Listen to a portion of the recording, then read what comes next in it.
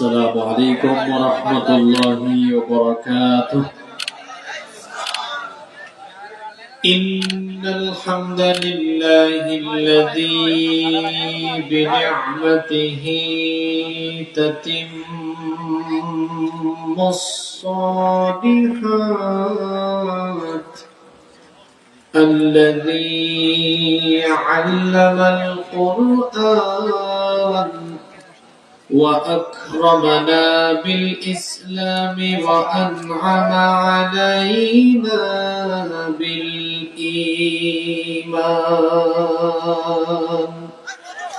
نستغفره ونتوب إليه، وأشهد أن لا إله إلا الله وحده لا شريك له، وأشهد أن سيدنا وسندنا وحبيبنا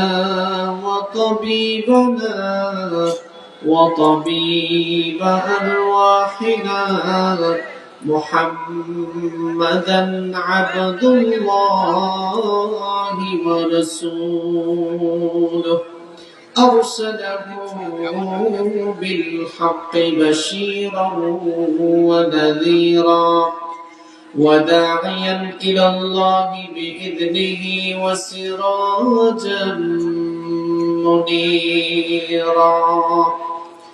أما بعد، فقد قال الله تعالى في كلامه المجيد وفي فرقانه الحميد। সওয়াবের নিয়তে আপনারা আমার সাথে তিলাওয়াত করেন। أعوذ بالله من الشيطان الرجيم. بسم الله الرحمن الرحيم. إن الله وملائكته يصلون على النبي يا أيها الذين آمنوا صلوا عليه وسلموا تسليما. اللهم صل على محمد وعلى آل محمد كما صليت على إبراهيم وعلى آل إبراهيم إنك حميد مجيد. اللهم بارك على محمد وعلى آل محمد كما باركت على إبراهيم وعلى آل إبراهيم إنك حميد مجيد. ربي زدني علما،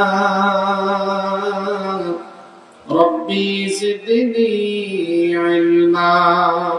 رب اشرح لي صدري ويسر لي أمري واحلل عقدة من لساني يفقه قولي.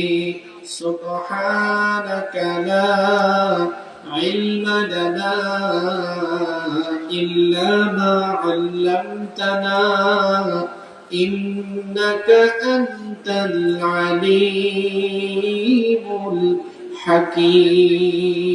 الحكيم. صدق الله العظيم.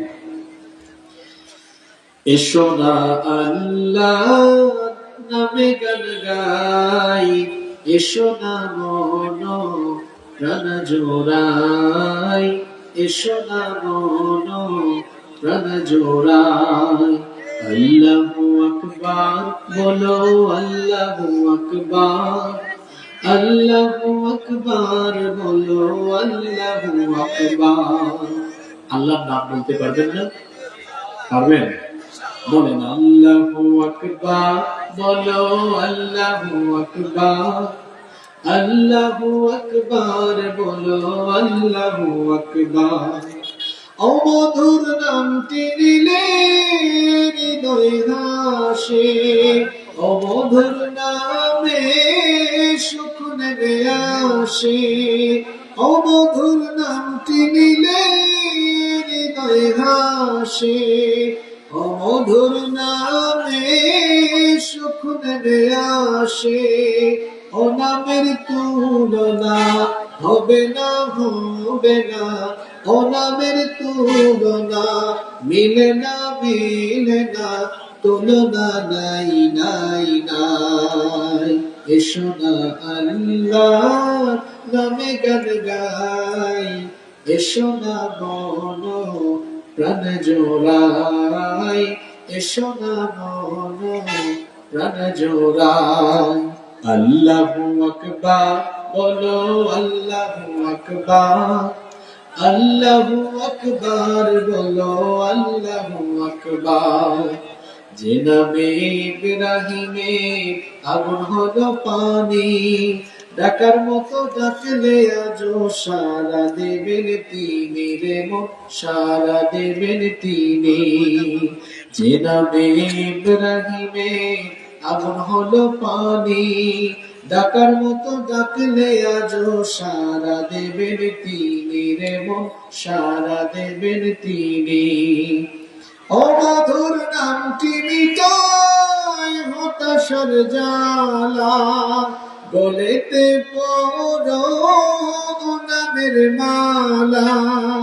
ও মধুর নামটি মিটায় হতাশার জ্বালা, গলেতে পরো নামের মালা।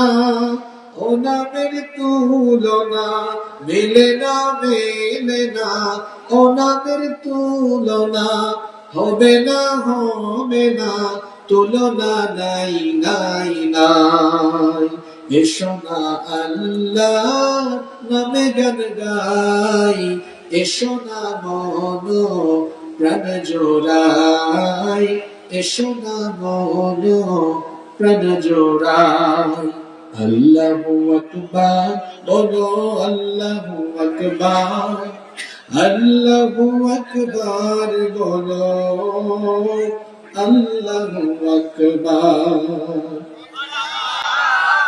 বাংলাদেশের ঐতিহ্যবাহী সাতক্ষীরা জেলার আশাশুনি উপজেলায় অবস্থিত হাবাসপুর যুব কমিটির উদ্যোগে আয়োজিত আজকের এই 7ম বার্ষিক তাফসীরুল কোরআন মাহফিলের সমাপনী অধিবেশনের মুহতারাম শ্রদ্ধাভাজন সভাপতি উপবিষ্ট আমাদের মাথার তাজ শ্রদ্ধাভাজন উলামায়ে কেরাম, এসেছেন বিভিন্ন প্রতিষ্ঠানের আসাতিদায়ে কেরাম, স্কুল কলেজের সম্মানিত স্যারেরা, এসেছেন বিভিন্ন মসজিদের খুতাবা এবং আইম্মায়ে কেরাম, উপস্থিত বিভিন্ন রাজনৈতিক দলের সম্মানিত নেতৃবৃন্দ, মঞ্চে ডানে বামে বসে আছেন এই এলাকার গণ্যমান্য এবং বিশিষ্ট ব্যক্তিবর্গ, আমার সামনে বসা পিতৃতুল্য সম্মানিত মুরব্বিয়ানে নিজাম, যুগে যুগে আল্লাহর জমিনে আল্লাহর দ্বীন প্রতিষ্ঠায় যারা অগ্রসেনানীর ভূমিকা পালন করেছেন, আমার কলিজার টুকরা প্রিয় যুবক, তরুণ এবং ছাত্র ভাইয়েরা, পর্দার আড়ালে থাকা সম্মানিত মা এবং বোনেরা, উপস্থিত মিডিয়ার প্রিয় কর্মী এবং সাংবাদিক ভাইয়েরা, প্রিয় আপনারা সবাই কেমন আছেন? আলহামদুলিল্লাহ, আমিও আল্লাহর রহমতে ভালো আছি। আমাদের সবাইকে সুস্থতার সাথে বাঁচিয়ে রেখে আজকের এই সুন্দর বরকতময় নান্দনিক এবং জান্নাতি এই আয়োজনে আমাদেরকে শামিল হওয়ার তৌফিক যিনি দান করেছেন, গলার আওয়াজ বড় করে সবাই বলেন তো তিনি কে? সেই মহান রবের জন্য হৃদয়ের সবটুকু ভালোবাসা, আবেগ, অনুভূতিকে উজাড় করে দিয়ে খুশি মনে প্রাণবন্ত আওয়াজে উচ্চ কণ্ঠে কালিমাতুশ শুকর আদায় করে আমরা সকলেই পড়ছি আলহামদুলিল্লাহ। আমার সাথে সকলে বলুন রব্বানা লাকাল হামদ। হামদান কাসীরান তাইয়িবান মুবারাকান ফীহি। গলা ছেড়ে দিয়ে বলেন, ইয়া রাব্বি লাকাল হামদু ওয়া লাকাশ শুকরু কামা ইয়ানবাগী লিজালালি ওয়াজহিকা ওয়া আযীমি সুলতানিকা। সবাই মহব্বতে আকাশ বাতাস ভারী করে সবটুকু শক্তি গলার মাঝ বরাবর এনে বলেন, সকল প্রশংসা হবে কার? বলেন, লাকাল হামদু বিল ঈমান ওয়া লাকাল হামদু বিল ইসলাম ওয়া লাকাল হামদু বিল কোরআন। এতক্ষণ ধরে আমরা প্রশংসা করেছি কার? পেছন থেকে আওয়াজ হয় না। এতক্ষণ ধরে প্রশংসা করেছি কার? এবার বুঝে শুনে বুদ্ধিমানের মতো জবাব দেন তো, ফায়দা হয়েছে কার? জোরে বলেন, ফায়দা হয়েছে কার? এখানে যদি কোরআনের মাহফিল না হয়ে কোন রাজনৈতিক বা সামাজিক সভা হতো, আর এখানে যদি বক্তা এবং শ্রোতা সকলে মিলে কোন নেতা নেত্রীর প্রশংসা করতেন, তাহলে ফায়দা কি যারা প্রশংসা করত তাদের হতো না নেতা নেত্রীর হতো? জোরে বলেন, নেতা নেত্রীর ফায়দা হতো। কিন্তু আমরা সবাই মিলে যখন আল্লাহর শুকরিয়া জানাই, তখন ফায়দা আমাদেরই হয়। লা ইন শাকারতুম লা আযীদান্নাকুম, যদি তোমরা আমার শুকরিয়া আদায় করো আমি তোমাদেরকে নিয়ামত আরো বাড়িয়ে দিব। সুবহানাল্লাহ। আল্লাহর শুকরিয়া আদায় করলে নিয়ামত আল্লাহ বাড়িয়ে দেন। আর কেউ যখন নাফরমানি করে অকৃতজ্ঞ হয়, তখন সে দুনিয়া আখিরাতে আল্লাহর শাস্তির সম্মুখীন হয়। আল্লাহ তাআলা আমাদেরকে তার শুকরগুজার বান্দায় পরিণত করে দেন, বলেন আমিন। আমরা এখানে যারা এসেছি আমরা অত্যন্ত সৌভাগ্যবান। এই কারণে সৌভাগ্যবান, আমরা পবিত্র কোরআনের মাহফিলে এসেছি। এখানে আমরা আল্লাহর কালাম শুনতে এসেছি।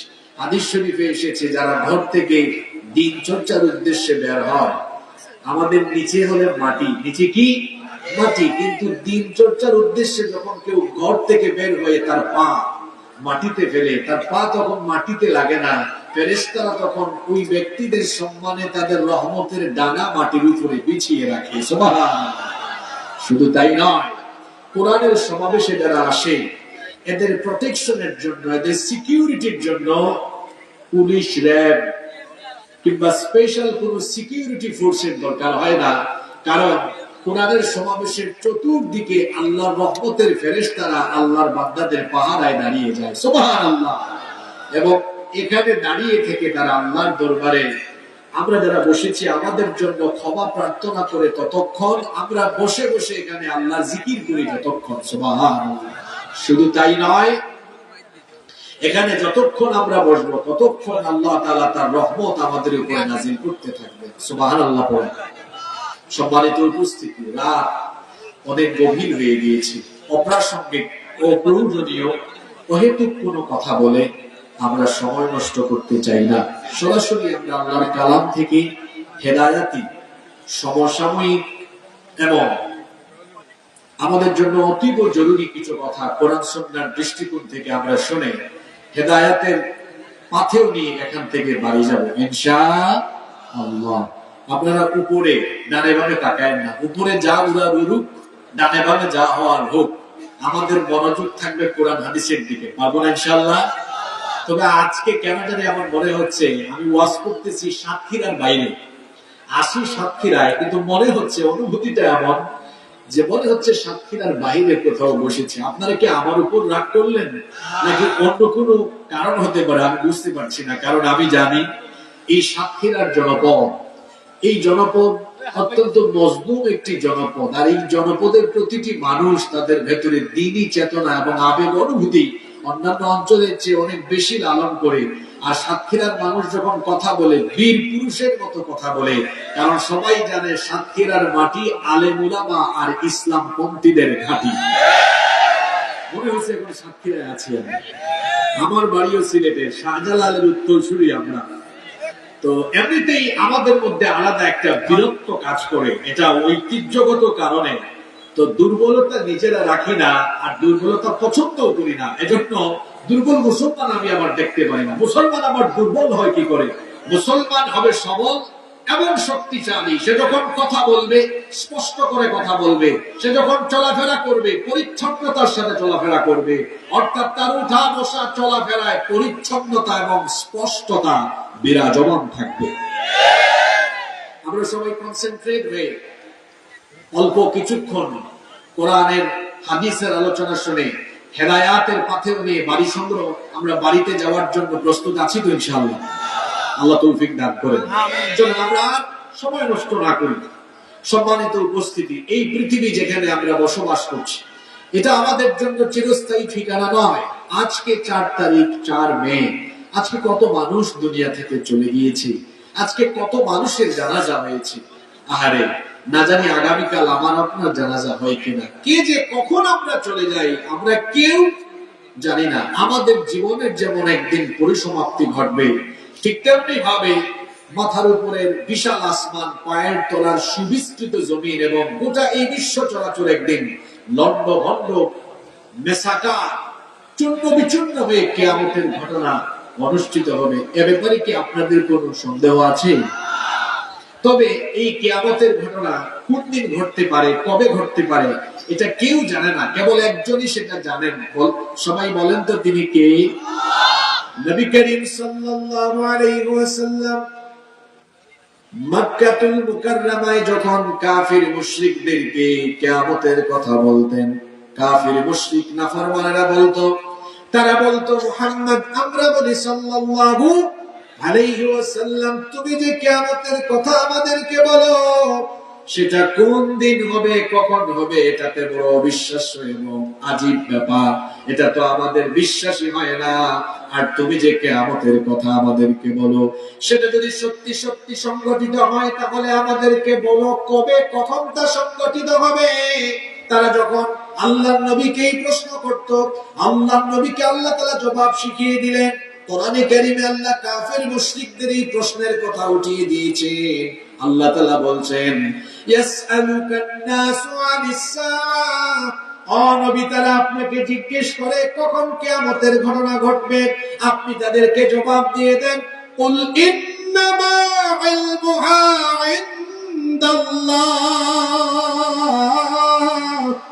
আপনি তাদেরকে জবাব দিয়ে দেন কিয়ামতের সেই ভয়ঙ্কর ঘটনা কখন ঘটবে সেটা একজন ছাড়া আর কেউ জানে না। যিনি সেই কিয়ামতের খবর জানেন, গলার আওয়াজ বড় করে বলেন তিনি কে?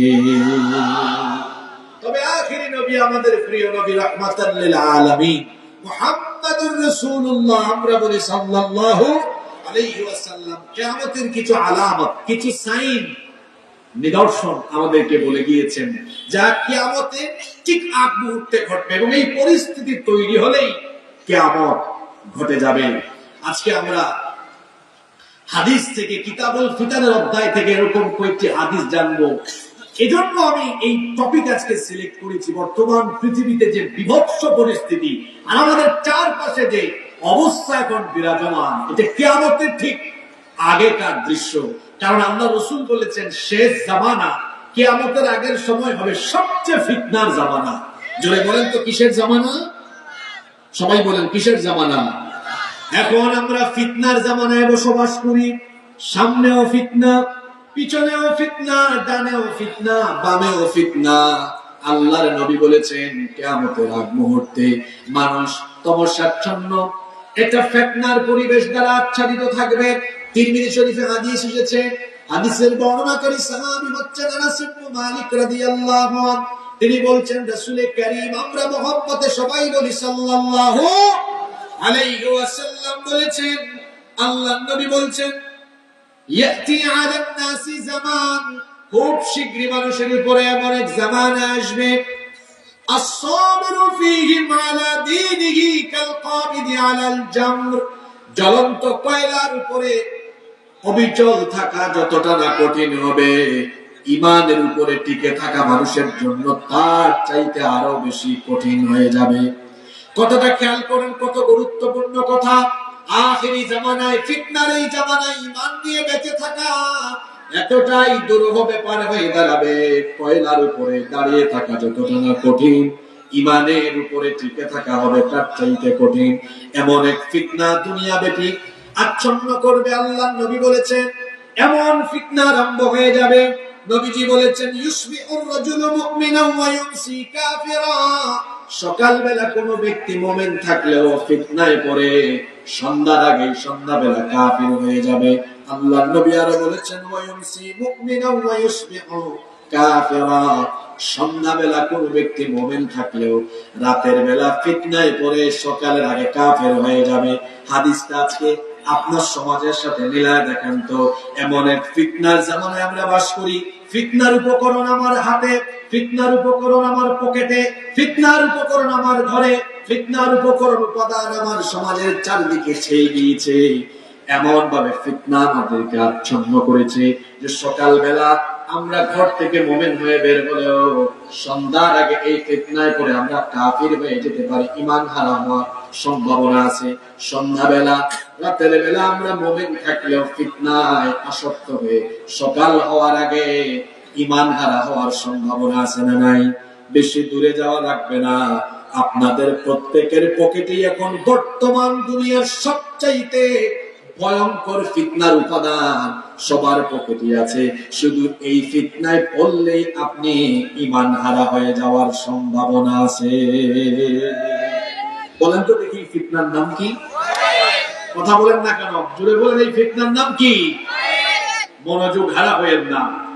আজকে আমরা বর্তমান পৃথিবীতে যা চলছে একদম বাস্তবিক আর সমসাময়িক অনেকগুলো টপিকের ভেতরে ঢুকবে। আর আমাকে কমিটি উঠাইছে 11টার পরে।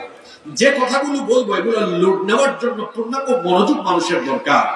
জন্য আপনারা সাতক্ষীরায় এই সিস্টেম আপনারা চেঞ্জ করেন। আমি চলে আসছি কিন্তু 9টায়, আপনারা মাহফিল 11টার ভেতরে শেষ করার সিস্টেম এলাকায় চালু করেন, যাতে করে মানুষ মনোযোগী হয়ে কথাগুলো শুনতে পারে। এমন এমন সিস্টেম চালু করে রাখছেন আপনারা 11টায় 11:30টায় আপনারা বক্তা উঠান। তখন বক্তা এমন টাইমে উঠে কারো পেশাব ধরে, কারো বিড়ির টান মারে, কারো সুপারির টান মারে। এই যে একটা পরিস্থিতি তৈরি হয়, এই পরিস্থিতিতে তখন আর কথাগুলোকে যেরকম করে মানুষের সামনে তুলে ধরলে মানুষ ফায়দা পাবে বা মাহফিলের যে উদ্দেশ্য থাকে, বক্তৃতার যে উদ্দেশ্য থাকে, তা অনেক ক্ষেত্রে ব্যাহত হয়। এই জন্য আপনারা এই বিষয়গুলো সামনে বিবেচনায় রাখবেন। আপনাদের মনোযোগ আছে তো? বলছিলাম শেষ জামানা হবে ফিতনার জামানা। জোরে বলেন তো কিসের জামানা? এমন ফিতনা সকালে মুমিন থাকলো সন্ধ্যায় কি হতে পারে? কাফির হতে পারে। সন্ধ্যায় যারা রাতের বেলা মুমিন থাকলো সকালের আগে কি হয়ে যেতে পারে? ঈমান হারা কাফির হয়ে যেতে পারে। আপনার পকেটেই তো এখন ফিতনার উপাদান আছে। এই যে মোবাইল আর ইন্টারনেটে ফিতনায় অপব্যবহারে কেউ যদি নিমজ্জিত হয়, তার কেরিয়ার, তার চরিত্র ধ্বংস হওয়ার জন্য এটাই এনাফ, এটাই যথেষ্ট। এখানে কত যুবকেরা আছে যারা রাতের বেলা মোবাইল আর ইন্টারনেটের অপব্যবহার করে জিনা ব্যভিচারের সাগরে ডুব দিয়ে কেরিয়ার, যৌবন, চরিত্র শেষ করে নিজেদেরকে ধ্বংসের অতল গহ্বরে নিপতিত করে ফেলেছে। আজকের মাহফিলে যুবকদের সংখ্যা অনেক বেশি, মাশাআল্লাহ, ভালো লাগতেছে। এখানে অনেক চাচারা আছেন। যে চাচারা এখানে এসেছেন ওনারা যখন আমাদের বয়সে ছিলেন, 25-30 বছর বয়সে তারা যখন ছিলেন, তারা কিন্তু বড়জোর রাত 8টা-9টা পর্যন্ত জেগে থাকা অবস্থা ছিল। কারণ কেন এত রাত পর্যন্ত জেগে থাকবে বলেন? কারণ তাদের সময়, চাচারা যারা আছেন একটু বলেন তো, আপনাদের সময় কি ঘরের মধ্যে টেলিভিশন ছিল? মানে আপনারা যখন জোয়ান যুবক ছিলেন টিভি ছিল? মোবাইল ফোন ছিল? মোবাইল ফোন ছিল না। ইন্টারনেট ছিল? ইন্টারনেট ছিল? আমি বলছিলাম আবার আমরা আমাদের জায়গায় ব্যাক করি, ফিরে যাই। এটা হবে ফিতনার জামানা। কিসের জামানা? বলছিলাম ফিতনার তো উপাদান আপনার পকেটের ভেতরে আছে। এটার নাম কি? মোবাইল। আমি চাচাদের কথা বলছিলাম, আমাদের বয়সে তারা যখন ছিলেন, অর্থাৎ ইয়াং ছিলেন, রাত 8টা-9টা বহুদূর জেগে থাকতে পারতেন। কারণ তাদের তো রাতের বেলা টাইম পাস করার জন্য মোবাইল নাই, ইন্টারনেট নাই, ওয়াইফাই নাই, টেলিভিশন কিছুই নাই। তারা ঘুমায় যেতেন, তাড়াতাড়ি ঘুমাতেন, ফজরের আগে আবার উঠে যেতেন, সকাল সকাল উঠতেন। আর এখন যারা যুবক আছেন তাদের প্রত্যেকের হাতে মোবাইল আছে, বাড়িতে ওয়াইফাই আছে, ইন্টারনেট আছে। এই জন্য দেখা যায় রাত 1টা 2টা 3টা পর্যন্ত সময় কাটানোর সুযোগ আমাদের আছে। এর ফলাফল পরিণাম কি হলো? এর ফলাফল পরিণাম হয়েছে, আপনি দেখবেন 22-23 বছরের যুবক ছেলে 25 বছরের মাথার অর্ধেক চুল পেকে যাচ্ছে, রাত জাগতে জাগতে চেহারার সৌন্দর্য শেষ হয়ে যাচ্ছে, তার গালের দুই পাশে মাংস হাড্ডির চিপার ভিতরে ঢুকে গিয়েছে। রাত 2টা 3টা পর্যন্ত তারা মোবাইলে তাহাজ্জুদ পড়ে জেগে থাকে সারা রাত। এর পরিণতি হিসাবে কি হয়েছে? যৌবনকালে বার্ধক্যের বেশ ধরেছে। সকালবেলা দিনের বেলা যখন হাঁটে ফার্মের মুরগির মতো ঝিমায় ঝিমায় হাঁটে। এই মোবাইল আর ইন্টারনেটের অপব্যবহার করে করে সে বিভিন্ন চিপা চাপায় যৌবন নষ্ট করে সে তার ক্যারিয়ার, তার জীবন, তার চরিত্রের সর্বনাশ করে ফেলেছে।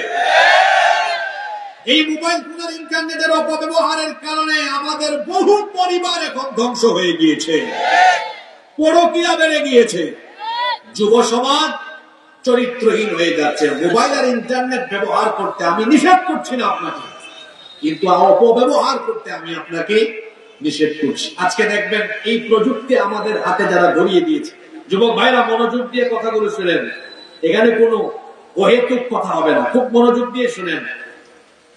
আমাদের পকেটে যে মোবাইল ফোন এবং আরো যত প্রযুক্তি আছে, এই প্রযুক্তির ধারে কাছে আমাদেরকে যারা এনে দিয়েছে এবং প্রযুক্তিগত যত আবিষ্কার বর্তমান দুনিয়াতে আছে, আপনি দেখবেন বেশিরভাগই এগুলো আবিষ্কার করেছে এবং এই প্রযুক্তিগুলো হাতের কাছে এনে দিয়েছে ইহুদিরা। কারা?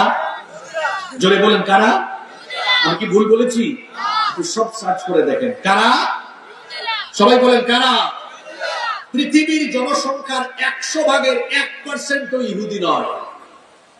আবারও শোনেন, পৃথিবীর জনসংখ্যা 1% ইহুদি নয়, কিন্তু গোটা পৃথিবীকে নিয়ন্ত্রণ করে কারা? জোরে বলেন কারা? ইহুদিরা। কারণ ইহুদিরা একটি বিরাট বড় টার্গেট নিয়ে নেমেছে। সেটা কি? তারা পৃথিবীকে কর্তৃত্ব করবে, নেতৃত্ব দিবে এবং তারা অপেক্ষায় আছে দাজ্জালের। দাজ্জালের নেতৃত্বে তারা গোটা পৃথিবীব্যাপী তারা তাদের কর্তৃত্বকে প্রতিষ্ঠা করবে। এটাই ইহুদিদের একটি স্বপ্ন, এটাই ইহুদিদের একটি চিন্তা। আর দাজ্জালের অনুসারী কারা হবে? হাদিস শরীফে এসেছে দাজ্জালের অনুসারী হবে ইহুদিরা। জোরে বলেন তো কারা? সবাই বলেন কারা? আজকে যে প্যালেস্টাইনে ইহুদিরা নির্মম গণহত্যা চালাচ্ছে, তারা প্যালেস্টাইনের এই ভূমিকে কেন টার্গেট করেছেন জানেন? কারণ এই প্যালেস্টাইনের এই ভূমিতে তারা দাজ্জালের কর্তৃত্ব প্রতিষ্ঠা করার স্বপ্নে আছে। শুধু তাই না, তারা জানে যে ফিলিস্তিনের এই ভূমি সেই অতীতকাল থেকে এটা অত্যন্ত সম্মান আর মর্যাদার স্থান এবং তারা মনে করে এখানে তারা থার্ড টেম্পল নির্মাণ করবে, এটা তাদের দৃঢ় বিশ্বাস। দাজ্জালের অনুসারী ইহুদিরা এরা কিন্তু পৃথিবীব্যাপী এখন ফিতনা চালিয়ে দিচ্ছে।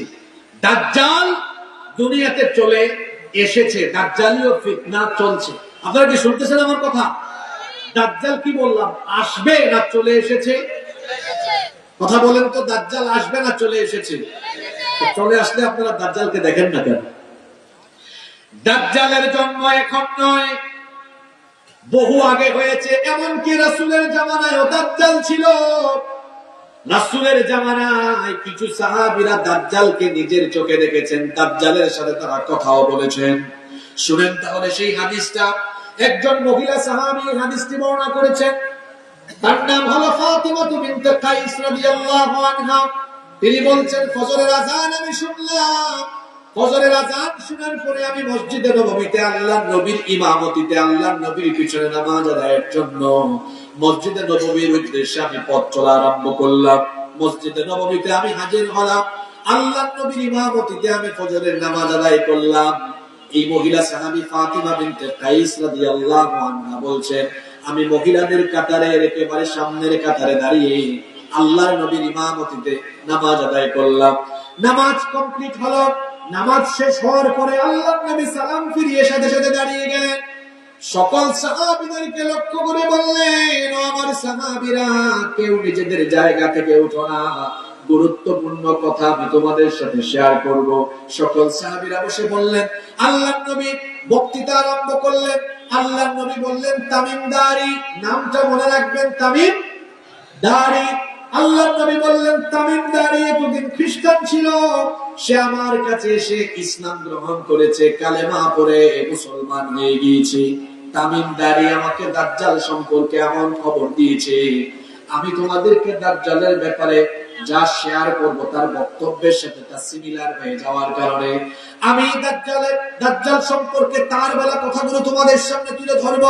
আল্লাহর নবী বললেন, তামিম দারি লাখাম এবং জুজাম গোত্রের 30 জন সাথী নিয়ে সাগর পথে নৌ ভ্রমণে বের হয়েছিল। তারা একটি জাহাজে আরোহণ করলো। যখন তারা নৌ ভ্রমণে বের হলো, এমন একটি সামুদ্রিক ঝড়ের কবলে তারা পড়ে গেল। সাগরের উত্তাল তরঙ্গমালায় তারা সামুদ্রিক ঝড়ের কবলে পড়ে হারিয়ে গেল, পথ হারিয়ে ফেললো। একদিন আর 2 দিন নয়, একটানা 30 দিন তারা সাগরে পথ হারিয়ে চলতে লাগলো। জোরে বলেন তো কয় মাস?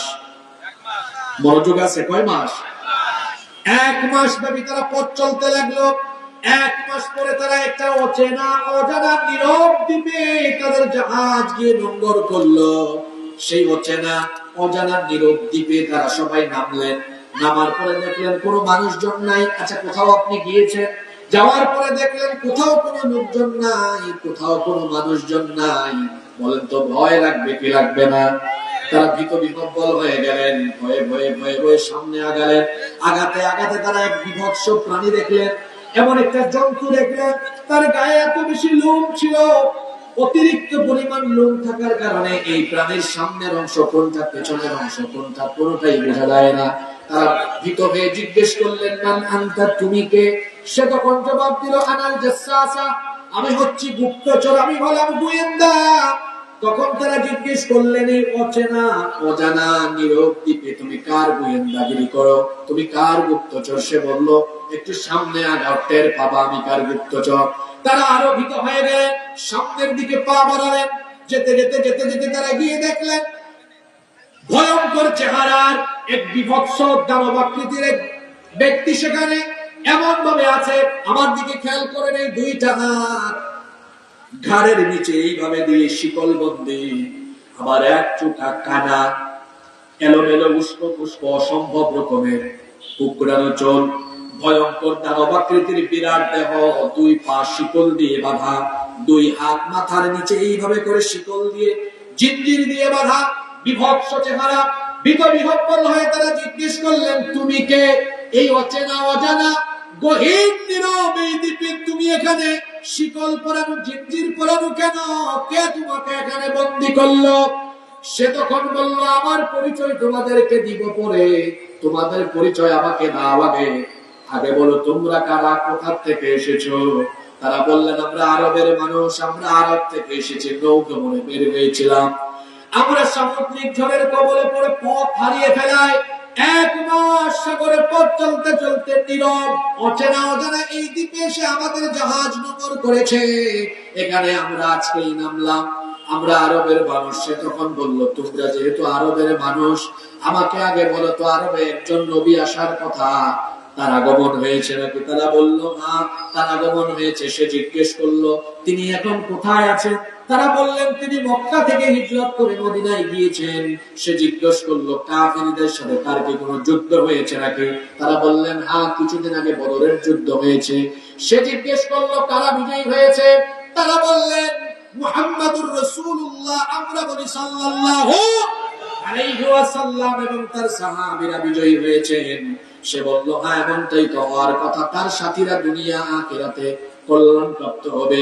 তারা জিজ্ঞেস করলো, ও মিয়া, আমাদের পরিচয় তো জানতেছো, তোমার পরিচয় দাও না কেন? সে তখন বলল, আমি তোমাদেরকে আমার পরিচয় দিব পরে, আমার 3টা প্রশ্নের উত্তর দাও আগে। জোরে বলেন, কয়টা প্রশ্ন? তারা বলল, ঠিক আছে প্রশ্ন করো। সে জিজ্ঞেস করলো, আমাকে বাইসানের খেজুর বাগানের খবর দাও। বাইসানের খেজুর বাগানে এখনো কি খেজুর গাছে খেজুর ধরে নাকি? মানুষ কি সেই খেজুর বিক্রি এবং খায় নাকি? সেই বিক্রি করে, সেই খেজুর বিক্রি করে এবং খায় নাকি? 2 নাম্বার প্রশ্ন করলো, আমাকে জুগারের ঝর্ণার খবর দাও, সেই ঝর্ণায় পানি আছে নাকি? তিন নম্বর প্রশ্ন করলো তাবারিয়া উপসাগরের পানি আছে নাকি। এই তিনটা প্রশ্ন করলো, তারা তিনটা প্রশ্নের জবাব দিলেন। তারা বললেন, এক নম্বর বাইসানের খেজুর বাগানে এখনো খেজুর গাছে খেজুর ধরে। দুই নম্বর প্রশ্ন ছিল জুগারের ঝর্ণা, লূত আলাইহিস সালামের এক মেয়ের নাম ছিল জুগার, যেখানে তাকে দাফন করা হয়েছিল সেখানে একটা ঝর্ণা ছিল, সেই ঝর্ণাও তার নাম অনুসারে হয়েছে জুগারের ঝর্ণা। তারা বলল, হ্যাঁ জুগারের ঝর্ণায় পানি আছে, সেই পানিও মানুষ ব্যবহার করে। তিন নম্বর প্রশ্ন সে করলো, তাবারিয়া উপসাগরে পানি আছে নাকি। তারা বললেন, হ্যাঁ তাবারিয়া উপসাগরে পানি আছে, সেই পানি এখনো মানুষ ব্যবহার করে। তারা জিজ্ঞেস করলেন, তুমি যে তিনটা প্রশ্ন করেছো, তিনটা প্রশ্নের জবাব দিয়েছি, এবার আমাদেরকে বলো তোমার পরিচয়টা কি। শুনতেছেন আপনারা? সে বলল, আনা মাসিহুদ দাজ্জাল, আমি হচ্ছি মাসিহুদ দাজ্জাল। এই কথা শুনে তারা ভয় পেয়ে গেলেন, ভীত বিহ্বল হয়ে জিজ্ঞেস করলেন, তুমি যদি দাজ্জাল হও তাহলে তোমাকে এখানে শিকলবন্দি করে রাখা হয়েছে কেন? কেন তোমাকে এভাবে করে বন্দি করে রাখা হলো? সে তখন বলল, আমাকে বন্দি করে রাখা হয়েছে যার ইচ্ছায়। জোরে বলেন, তিনি কে? তোমরা এখানে আসলেই বা কেমনে সেটা তো জানি না। এখন পর্যন্ত দুনিয়ার কোন মানুষ এই জায়গা পর্যন্ত পৌঁছাতে পারে নাই, কিন্তু তোমরা এখানে চলে আসলে কেমনে আমিও বুঝতেছি না। আমি দাজ্জাল। তারা বললেন, তুমি যদি দাজ্জালই হও তাহলে তুমি এখানে বন্দী কেন? তুমি কোন সময় দুনিয়ার মানুষের চোখের সামনে যাবে, কখন তুমি আত্মপ্রকাশ করবে? দাজ্জাল তখন বলল, আমি কখন দুনিয়াতে আত্মপ্রকাশ করব সেটা ওই তিনটা প্রশ্নের সাথে সম্পর্কিত। কয়টা প্রশ্নের সাথে? যারা মনোযোগ দিয়ে শুনতেছেন তারা বুঝতেছেন আমি তিনটা জায়গার নাম বলেছি। একটা হলো বাইসানের খেজুর বাগান, দুই নম্বরে বলেছি জুগারের ঝর্ণা, তিন নম্বরে বলেছি তাবারিয়া উপসাগর। সে বলল, আমি দুনিয়াতে কখন যাব শুনো। প্রথম প্রশ্ন করেছিলাম বাইসানের খেজুর বাগানে খেজুর আছে নাকি। আপনাদেরকে পরিষ্কার করে দিই, এই তিনটা জায়গায় ফিলিস্তিনে অবস্থিত। কোথায়? আরো জোরে বলেন, কোথায়? বলল, বাইসানের খেজুর বাগানে কি খেজুর আছে নাকি। তারা বলল, হ্যাঁ। দাজ্জাল বলল, শোনো, খুব শীঘ্রই বাইসানের খেজুর বাগানের সব খেজুর গাছ ধ্বংস হয়ে যাবে। যখন বাইসানের খেজুর বাগানে আর কোন খেজুর গাছে খেজুর আসবে না, তখন আমি দুনিয়াতে আত্মপ্রকাশ করব। দুই নম্বর জিজ্ঞেস করেছিলাম জুগারের ঝর্ণায় পানি আছে নাকি। তোমরা বলেছো হ্যাঁ। জেনে রাখো, খুব শীঘ্রই জুগারের ঝর্ণা শুকিয়ে যাবে। যখন জুগারের ঝর্ণায় কোনো পানি থাকবে না, তখন আমি দুনিয়াতে আত্মপ্রকাশ করব। তিন নাম্বার প্রশ্ন করেছিলাম তাবারিয়া উপসাগরে পানি আছে কিনা। গুগল শরীফে সার্চ করবেন, গুগলে সার্চ করে দেখবেন তাবারিয়া উপসাগরের নাম হলো sea of Galilee. Sea of Galilee. সে বলল, এই সি অফ গ্যালিলি তাবারিয়া উপসাগরে যখন পানি শুকিয়ে যাবে তখন আমি আগমন করব। এই যে তিনটা জায়গার নাম বললাম, গুগলে এবং ইউটিউবে গিয়ে আজকে সার্চ করবেন, বাড়িতে গিয়ে মিলাবেন।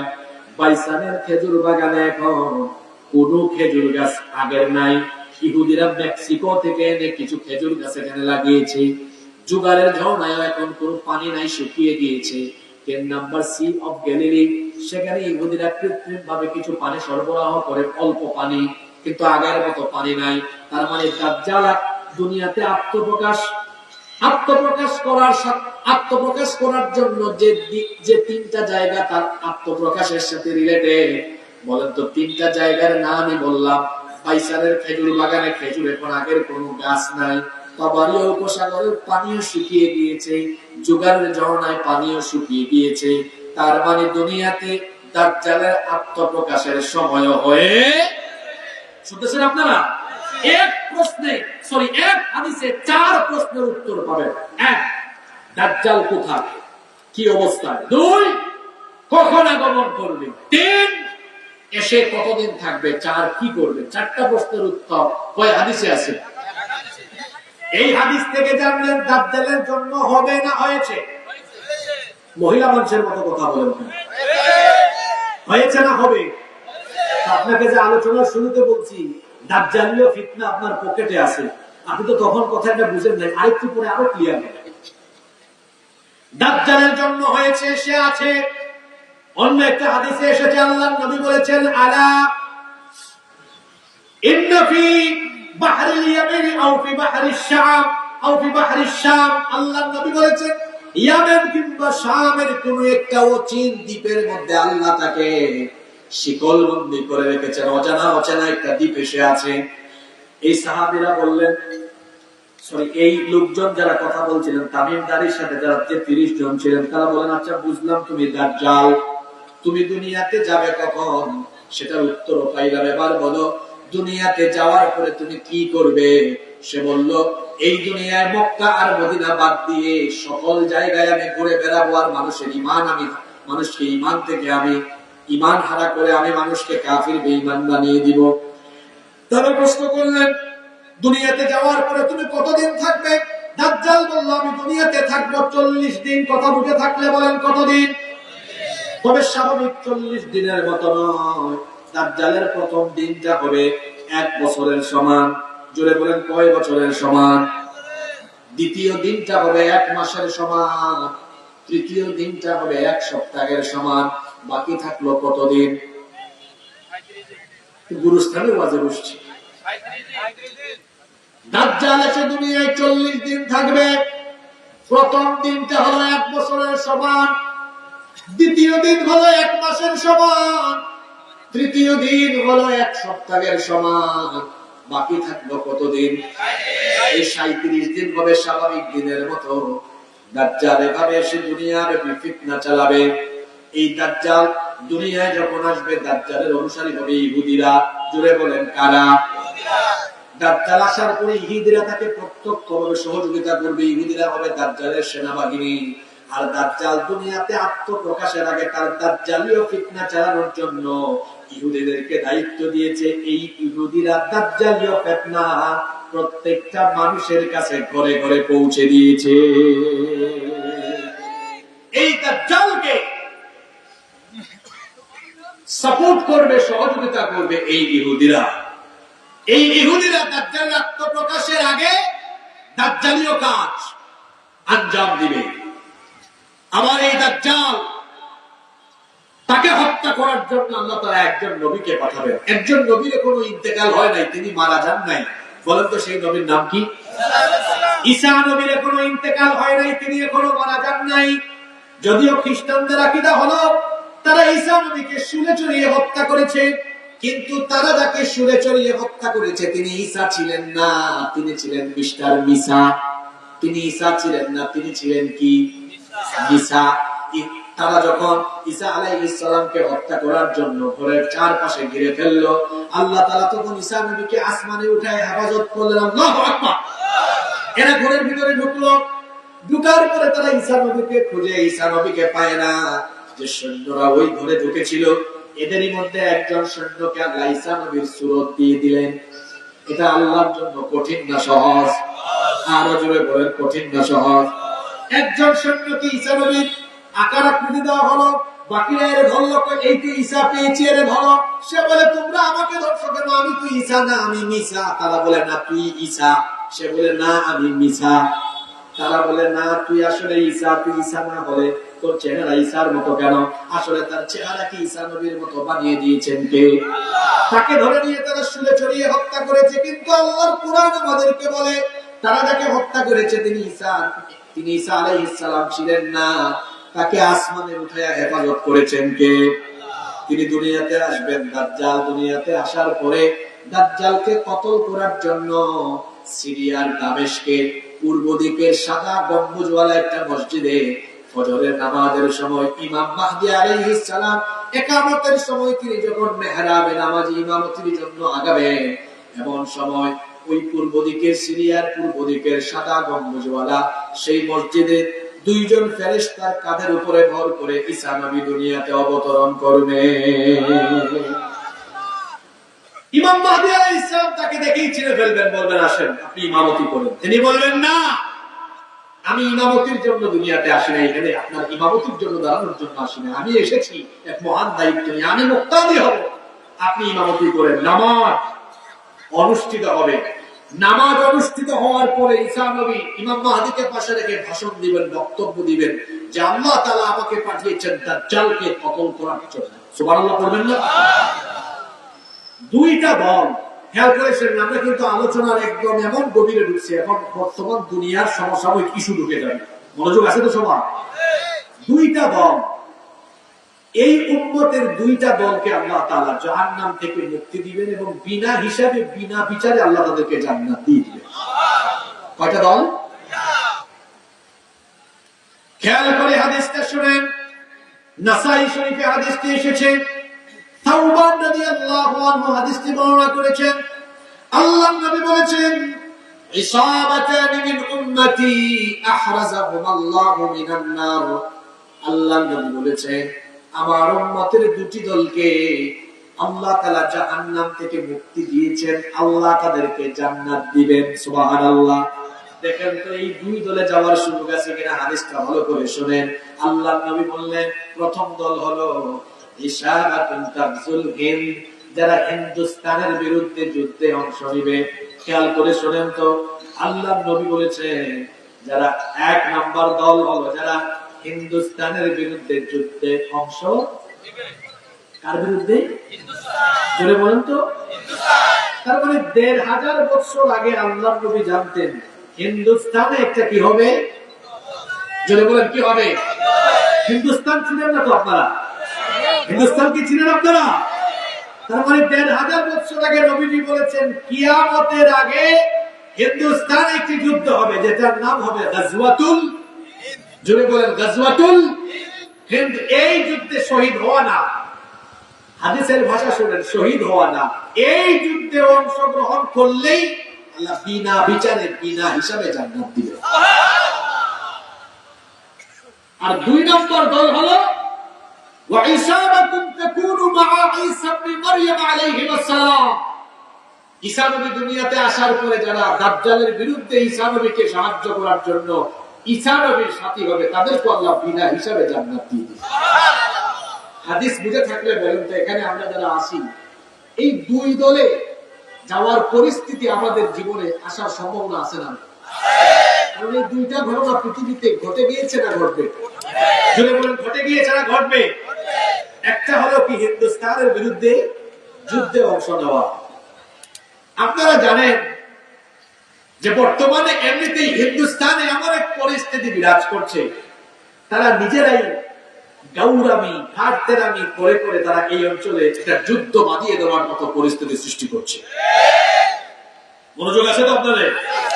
গেল কিছুদিন আগে কাশ্মীরে একটি জঙ্গি নাটক নরেন্দ্র মোদী সরকার সাজিয়ে গোটা ভারতবর্ষে তারা এখন মুসলমানদের উপরে নিপীড়ন করছে। এই ঘটনাকে কেন্দ্র করে পাকিস্তান আর ভারতের মধ্যে এখন যুদ্ধাবস্থা বিরাজ করছে, থমথমে পরিস্থিতি। যে কোনো মুহূর্তে ভারত আর পাকিস্তানের মধ্যকার যুদ্ধ শুরু হয়ে যেতে পারে।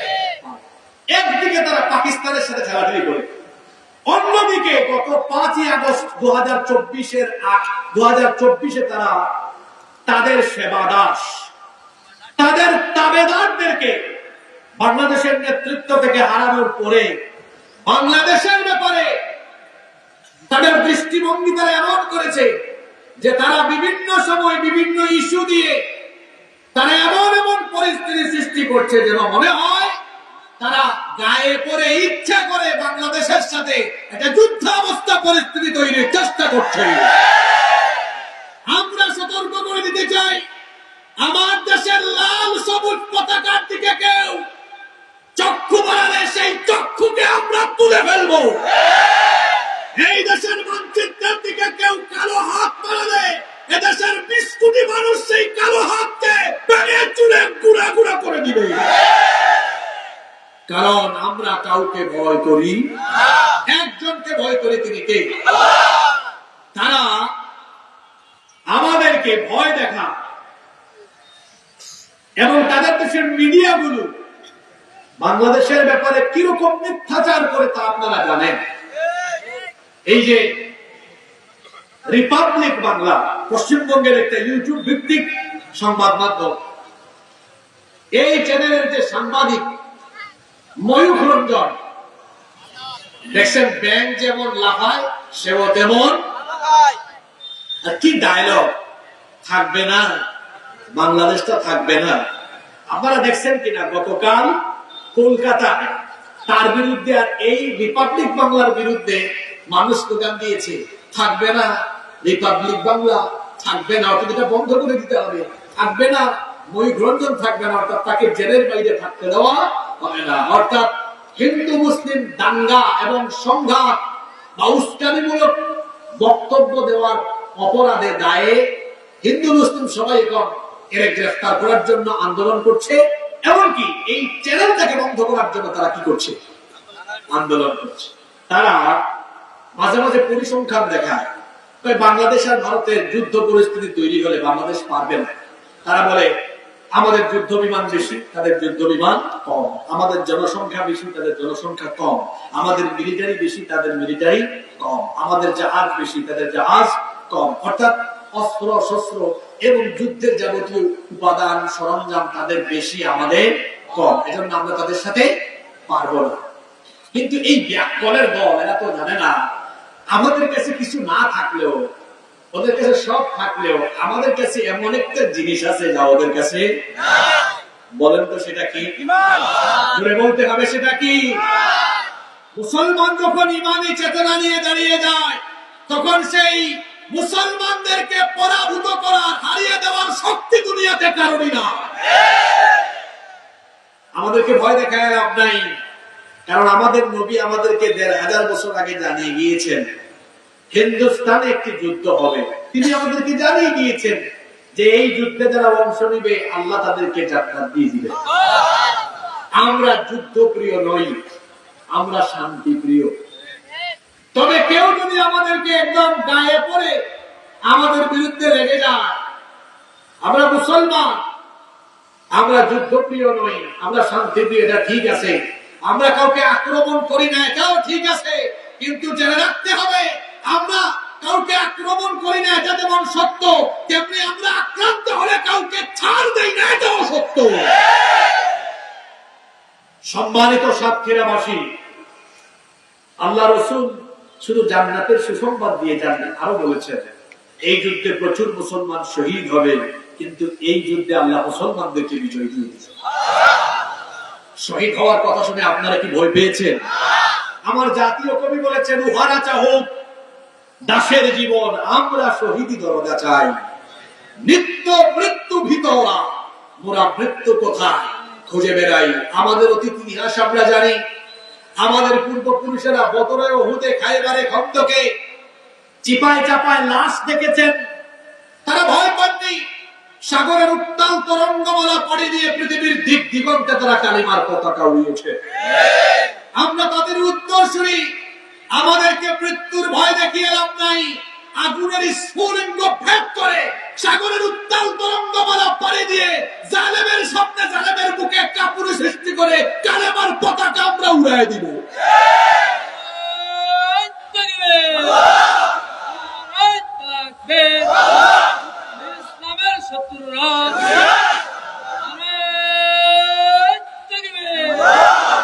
সম্মানিত সাতক্ষীরাবাসী, আমরা শুধু স্লোগান দিয়ে এখান থেকে যাব না। ভারতবর্ষে যে যুদ্ধ হবে, এই যুদ্ধে মুসলমানরা যে জিতবে, বিজয়ী হবে, এটা কোরআন থেকে, হাদিস থেকে আর বাস্তবতা থেকে আমি আপনাদেরকে বুঝাই দেব ইনশাআল্লাহ। কষ্ট হচ্ছে না তো আপনাদের? বলবো না, শেষ করে দিব। যাদের ইমানের ব্যাটারি দুর্বল হয়ে গিয়েছিল, আজকে এখান থেকে তাজা করে উঠেন, ইমানের ব্যাটারিটাকে একদম আল্লাহর কোরআন দিয়ে চার্জ দিয়ে ফুলফিল করে তারপরে এখান থেকে ইনশাআল্লাহ। আসেন প্রথমে কোরআন থেকে দেখি। আপনারা বাড়িতে গিয়ে আল্লাহর কোরআনের ৮ নম্বর সূরা, সূরা আনফালের ৬৪ নম্বর আয়াত, ৬৫ নম্বর আয়াত পড়বেন। কোন সূরা? সবাই বলেন, যাদের ইমানের ব্যাটারি দুর্বল বলেন, বলেন কোন সূরা? কত নম্বর আয়াত? নম্বর ৬৫। কত নম্বর? দেখেন তো আল্লাহ কি বলতেছেন। আল্লাহ তাআলা বলছেন, ইয়া আইয়ুহান নাবিয়্যু হাসবুকাল্লাহু ওয়া মান ইত্তাবা'আকা মিনাল মুমিনিন। হে নবী, আপনি এবং আপনার অনুসারী মুমিনদের জন্য আল্লাহ যথেষ্ট। বলেন তো মুমিনদের জন্য যথেষ্ট কে? মুমিনদের সাথে আছেন কে? এরপরে আল্লাহ তাআলা বলছেন ইয়া আইয়ুহান নাবিয়্যু হাররিদুল মুমিনিনা আলাল কিতাল, হে নবী মুমিনদেরকে যুদ্ধের ব্যাপারে আপনি উৎসাহিত করেন। তাদের ভয় পাওয়ার কোনো কারণ নাই, তার কারণ হলো তারা যখন যুদ্ধে অবতীর্ণ হয় তখন আমি আল্লাহ তাদের শক্তি কেমন করে বাড়িয়ে দিই। আল্লাহ বলছেন ইয়াকুম মিনকুম 20 সাবিরুনা ইয়াগলিবু মিআতাইন। মুমিন যখন 20 জন থাকে তখন 200 জন কাফিরকে তারা পরাজিত করে দিতে পারে। আল্লাহু আকবার। এরপরে আল্লাহ বলছেন ওয়া ইয়াকুম মিনকুম মিআতুন ইয়াগলিবু আলফাম মিনাল্লাযীনা কাফারু বিআন্নাহুম কওমুন লা ইয়াফকাহুন। আর মুমিন যখন 100 জন থাকে 1000 কাফিরকে পরাজিত করে দিতে পারে। সুবহানাল্লাহ পড়বেন না? আপনারা একটা আশ্চর্য বিষয় খেয়াল করেন, এখানে দুইটা গাণিতিক হিসাব দেওয়া হয়েছে। কয়টা? দেখি কারা কারা মনে রাখছেন। 20 জনে কত? 200। বলেন 20 জনে কত? 200। 100 জনে? আশ্চর্যের ব্যাপার হলো এই দুইটা গাণিতিক হিসাবের ভাগফল কিন্তু একরকম। যেমন 200 কে 20 দিয়ে ভাগ করেন, ভাগফল কত হয়? 200 কে 20 দিয়ে ভাগ করলে কত হয়? 10 হয়। কত হয়? এবার আপনারা 1000 কে 100 দিয়ে ভাগ করেন তো কত হয়? 10 হয়। তাহলে ভাগফল কি একরকম না আলাদা? তার মানে আল্লাহ বোঝাতে চাচ্ছেন যুদ্ধে অবতীর্ণ হলে মুমিনদেরকে আল্লাহ তাআলা এমন ভাবে শক্তি বাড়িয়ে দেন যে একজন মুমিন 10 গুণ বেশি শক্তিশালী হয়ে যায়। যুদ্ধের টাইমে যে এক মুমিন 10 গুণ শক্তিশালী হয়। আপনাদেরকে দেখেন একটা ঘটনা শোনায়। ওই যে খায়বারের যুদ্ধে, কোন যুদ্ধ? খায়বারের যুদ্ধে মুসলমানরা লড়াই করতেছে কাফেরদের বিরুদ্ধে, বিজয় হয় না। নবীজি বললেন আগামীকাল আমি এমন একজনের হাতে এই যুদ্ধের দায়িত্ব তুলে দিব, আল্লাহ তাআলা আগামীকাল এই যুদ্ধে বিজয় দিবে। সুবহানাল্লাহ বলবেন না? সাহাবীরা তো সেই রাতে অস্থির, নবীজি কাকে না কাকে দায়িত্ব দেন। নবীজি আলী রাদিয়াল্লাহু আনহুকে দায়িত্ব দিলেন। তাকে বলা হতো আসাদুল্লাহিল গালিব। তিনি এক হাতে তলোয়ার আর আরেক হাতে খায়বারের লোহার কপাট। কপাট বুঝেন তো আপনারা? লোহার কপাট আরেক হাতে নিয়ে একদমই কপাট দিয়ে কাফেরদেরকে সাইজ করেছেন। যুদ্ধের পরে যখন সবাই শুনল আলী রাদিয়াল্লাহু আনহু ওই লোহার কপাট হাতে নিয়ে কাফেরদেরকে সাইজ করেছেন, তারা তো অবাক যে এই কপাট তুলতে তো কয়েকজন লাগে, উনি একা এক হাত দিয়ে তুলছেন কেমনে? আলী রাদিয়াল্লাহু আনহু যখন শুনতেছেন সবাই বলা বলি করতেছে, তিনি বললেন দেখো আমি কেমনে তুলা দিয়েছি। এখন যখন তুলতে যাবেন তুলা দিতে, নবীজি এটা দেখে বলেন আলী লজ্জা পেও না, সত্যি তুমি যুদ্ধের সময় এটা তুলা দিয়ে এটা দিয়ে কাফেরদেরকে সাইজ করেছিল, এটা সত্য। কারণ সেই সময় আল্লাহ তোমার গায়ে এমন শক্তি ঢেলে দিয়েছিল। আমরা মুসলমানরা কোনদিন সংখ্যা নিয়ে বিজয়ী হই নাই, আমরা বিজয়ী হয়েছি কোয়ালিটি দিয়ে। আমরা যখন ইমানে তেজ নিয়ে দাঁড়িয়েছি আল্লাহ ফেরেশতা পাঠায় সাহায্য করেছেন, শক্তি বহু গুণে বাড়িয়ে দিয়েছেন। সুবহানাল্লাহ। তাহলে এই আয়াত, যে আয়াতটা আজকে তিলাওয়াত করলাম শুনেন, যুদ্ধ শুরু হয়ে গেলে মুসলমানরা ঈমান নিয়ে দাঁড়ালে তারা কয় গুণ শক্তিশালী হয়? আস্তে বলবেন না, জোরে বলেন কয় গুণ? ভারতের জনসংখ্যা 130 কোটি, বাংলাদেশের জনসংখ্যা কত? 18 বা 20 কোটি। তাহলে আমরা সংখ্যায় কম না? কম। কিন্তু আসেন, বাংলাদেশের জনসংখ্যা 18 বা 20 কোটি, তার মধ্যে মুসলমান হলো 14 কোটি।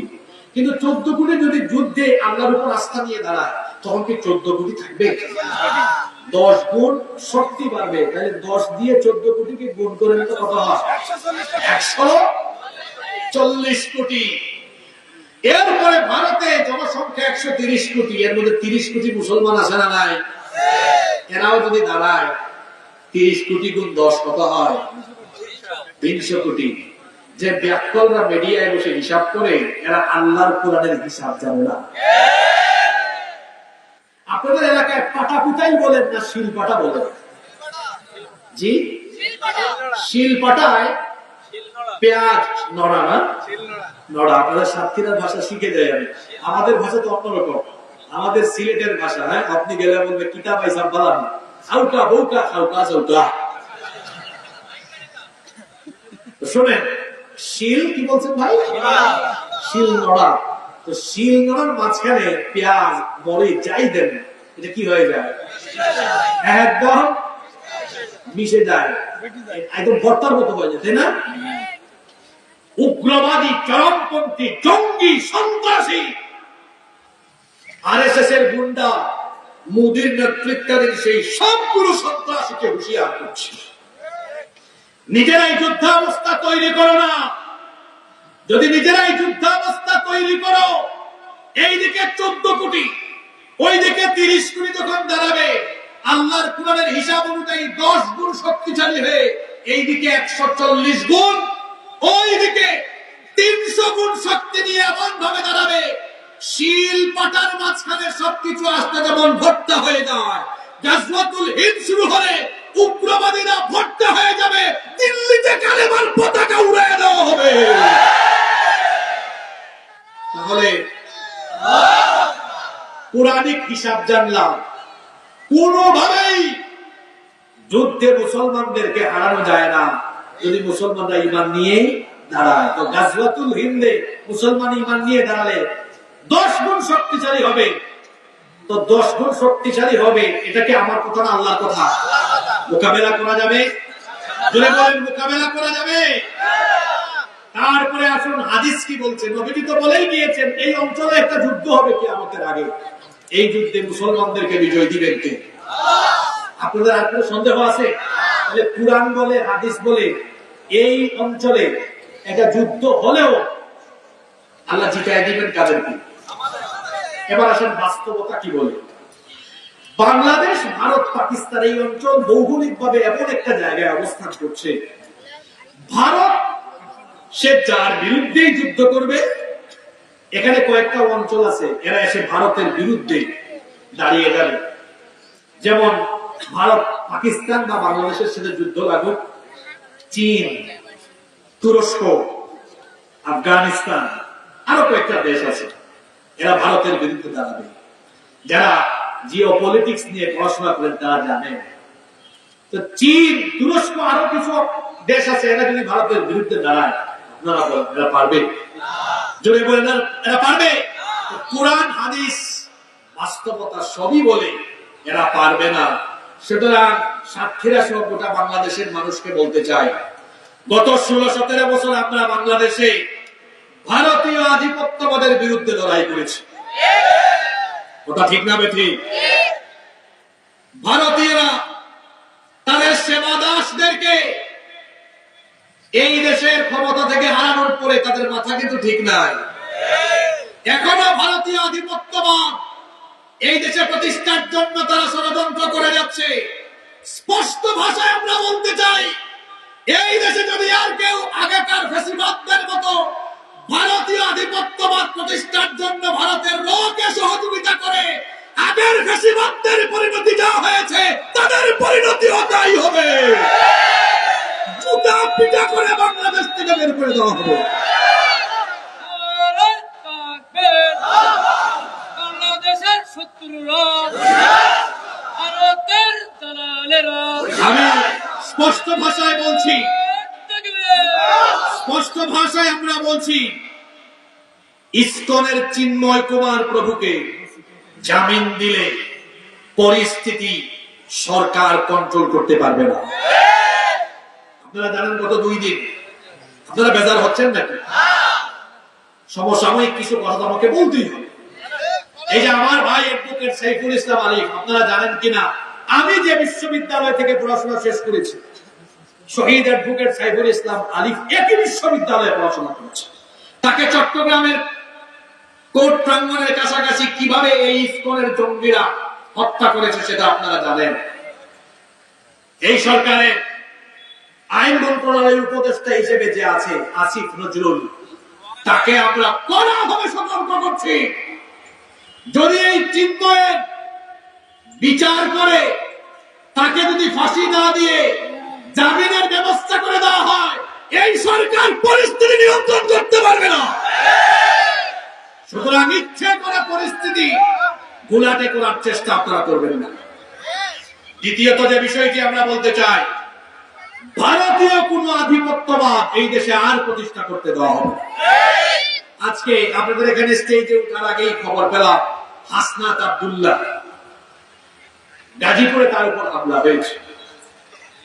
হাসনাত আব্দুল্লাহ সহ বাংলাদেশে কত মানুষ ভালোবাসেন বাংলাদেশকে, যারা চান এই দেশটা বাংলাদেশ পাকিস্তান হোক, ভারত হোক, আমেরিকা হোক, কোন দেশে আধিপত্য এই দেশে আমরা মেনে নেব। রাজি আছেন তো? আমরা বলবো এই হামলা তদন্ত করে অতি দ্রুত চিহ্নিত করে তাদেরকে বিচারের আওতায় নিয়ে আসতে হবে। সম্মানিত উপস্থিতি, আমরা ওই হাদিসে ফিরে যাচ্ছি। আমার মনে আছে কোন হাদিস? আমার উম্মতের দুই দলকে আল্লাহ তাআলা জাহান্নাম থেকে মুক্তি দিবেন। সুবহানাল্লাহ। একটা দল হলো যারা হিন্দুস্তানের বিরুদ্ধে যুদ্ধ করবে, আরেকটা দল বাকি আছে না? ওয়াইসাবাতুন তাকুনু মা ঈসা ইবনে মারইয়াম আলাইহিস সালাম, যারা ঈসা নবীর সাথী হবে তাদেরকে আল্লাহ তাআলা জাহান্নাম থেকে মুক্তি দিবেন। আমরা কতটুকু হায়াত পাই আমরা জানি না, কিন্তু দাজ্জালীয় ফিতনাকে নিঃশেষ করার জন্য যদি ঈসা নবী আমাদের জীবন দশায় চলে আসে, ঈসা নবীর সাথী হওয়ার জন্য আমরা প্রস্তুত আছি না নাই? আস্তে বলবেন না, জোরে বলেন প্রস্তুত আছি না নাই? কারা কারা প্রস্তুত আল্লাহকে দেখান তো। মাশাআল্লাহ, আল্লাহ হাতগুলো কবুল করেন। হয়তো স্পোজান একটু পরে দিন, হাতগুলো নামান, আল্লাহ কবুল করেন। কারণ আমাকে তো আলোচনার ফিনিশিং এ দেখতে হবে। কোন জায়গায় ছিলাম মনে আছে? দাজ্জালকে এসে তিনি হত্যা করবেন ফিলিস্তিনের বাবেল উদে। আজকে ফিলিস্তিনকে পৃথিবীর মানচিত্র থেকে আলাদা করে দেওয়ার জন্য ইহুদিরা আর তাদের পেছনে মার্কিন যুক্তরাষ্ট্র একযোগে কাজ করছে। শুনে রাখুন, পৃথিবীর মানচিত্র থেকে ফিলিস্তিন হারিয়ে যাবে না, বরং পৃথিবীর মানচিত্র থেকে আমেরিকা হারিয়ে যাবে। আন্দাজেই ঠিক বললে দেখো, যদি বলি হারিয়ে যাবে, প্রমাণ কি বলতে পারে না? তো প্রমাণটা যেন বলতে পারেন, হাদিসটা শুনেন। আল্লাহ রাসূল বলেছেন কিয়ামতের আগে পৃথিবীতে বড় বড় তিনটা ভূমিধস হবে। কয়টা? জোরে বলতে হবে, কয়টা? কোন কোন জায়গায় হবে সেটাও নবীজি বলেছেন। থালাথাতু খুসুফুন ফিল আরদ, তিনটি বড় বড় ভূমিধস। ভূমিধস মানে হচ্ছে মাটি সহ ধসে যাওয়া, নিচে চলে যাওয়া। কোন তিনটা অঞ্চল? নবীজি বলেছেন এক নাম্বার হাসমুন বিল মাশরিক, একটা হবে পৃথিবীর পূর্ব দিকের দেশগুলোতে, ওয়া হাসমুন বিল মাগরিব, আরেকটা হবে পৃথিবীর পশ্চিমা দেশগুলোতে, আরেকটা হবে হাসমুন বি জাজিরাতিল আরব, জাজিরাতুল আরব বা আরব উপদ্বীপের কিছু অঞ্চলে। এই তিনটা অঞ্চলের মধ্যে একটা অঞ্চল বলা হয়েছে পশ্চিমের দেশগুলোতে। আমেরিকা পৃথিবীর পূর্বে না পশ্চিমে? জোরে বলেন কোন দিকে? সুতরাং আমরা বলছি পৃথিবীর মানচিত্র থেকে ফিলিস্তিন হারাবে না, আমেরিকা পৃথিবীর মানচিত্র থেকে হারিয়ে যাবে। ফিলিস্তিন হারাবে না, বরং আগামী পৃথিবীকে শাসন করবে মজলুম ফিলিস্তিনিরা।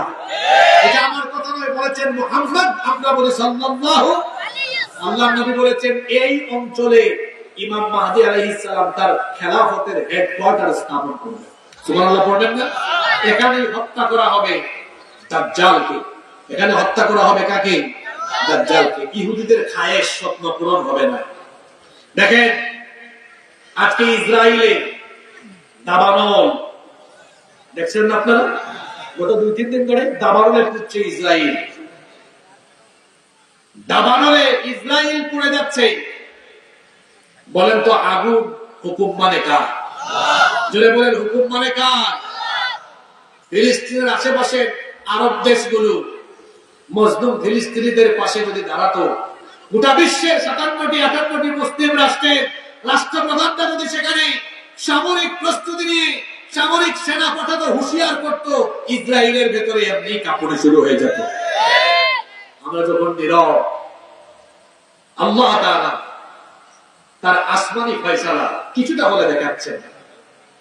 আল্লাহ তাআলা তিনি তো সর্বশক্তিমান। আগুন, পানি এগুলো হচ্ছে জুনদুম মিন জুনুদিল্লাহ। এগুলো কার সৈনিক? আগুন। আল্লাহ চাইলে আগুন দিয়ে পুরাতে পারেন, আবার আল্লাহ চাইলে আগুনের তেজ নিঃশেষ করেও দিতে পারেন। যখন ইব্রাহিম আলাইহিস সালামকে নমরুদ আগুনে ফেললো, আগুন কি পুরাতে পেরেছে? আল্লাহ আগুনকে বলেছেন ইয়া নারু কুনি বারদান ওয়া সালামান আলা ইব্রাহিম, তুমি ইব্রাহিমের জন্য আরামদায়ক শান্তিদায়ক হয়ে যাও। সুবহানাল্লাহ বলবেন না? আর এখানে ইসরাইল দাবানলে করছে, এটা আল্লাহ তাআলা সামান্যতম নিদর্শন আল্লাহ শুধু দেখিয়েছেন, এই দাবানল করছে।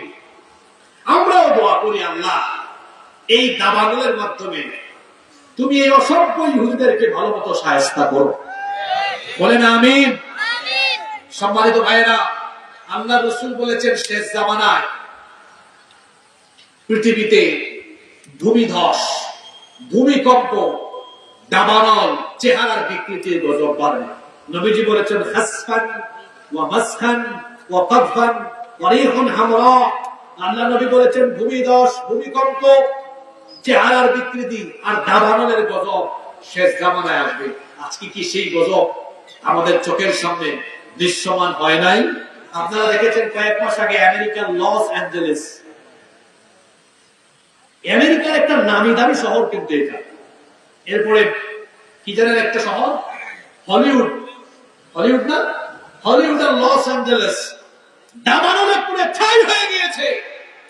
এগুলো কিয়ামতের আগে নিদর্শন, কিয়ামতের আগে এগুলো ঘটবে বলেছেন মুহাম্মদ সাল্লাল্লাহু আলাইহি ওয়াসাল্লাম। দাজ্জালের ফিতনা পৃথিবীতে শুরু হয়ে গিয়েছে। দাজ্জাল আসার আগেই দাজ্জালের অনুসারীরা ফিতনা পৃথিবীতে ছড়িয়ে দিচ্ছে। কষ্ট হচ্ছে আপনাদের? আমি জরুরি আরো কিছু কথা বলবো, 10-15 মিনিট মনোযোগ থাকবে তো আপনাদের? আমি বলছিলাম দাজ্জাল পৃথিবীতে আসে না নাই, জন্ম হয়েছে না হবে, সে আড়াল থেকেই ফিতনা চালাচ্ছে। তার কি দিয়ে? অনুসারী দিয়ে। দাজ্জালের অনুসারী হবে ইহুদিরা, আর অসংখ্য নারীরা হবে দাজ্জালের অনুসারী। হাদিসে নবীজি বলেছেন দাজ্জালের অনুসারীদের বেশিরভাগ হবে ইহুদি এবং নারী, ইহুদি এবং নারীরা। আমি আশ্চর্য হয়ে যাচ্ছি যে বাংলাদেশেও এখন দাজ্জালের মুরিদ, দাজ্জালীয় নারীরা বাংলাদেশে ঢুকে বসছে। আপনারা এদেরকে দেখছেন কিনা?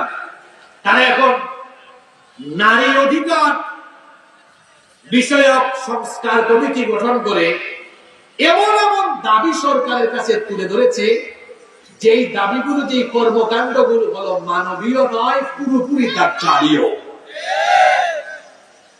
তারা কি দাবি করেছে? মনোযোগী হয়ে শোনেন। তারা সুপারিশ করেছে যৌনকর্মীদেরকে শ্রমিকের অধিকার দিতে হবে।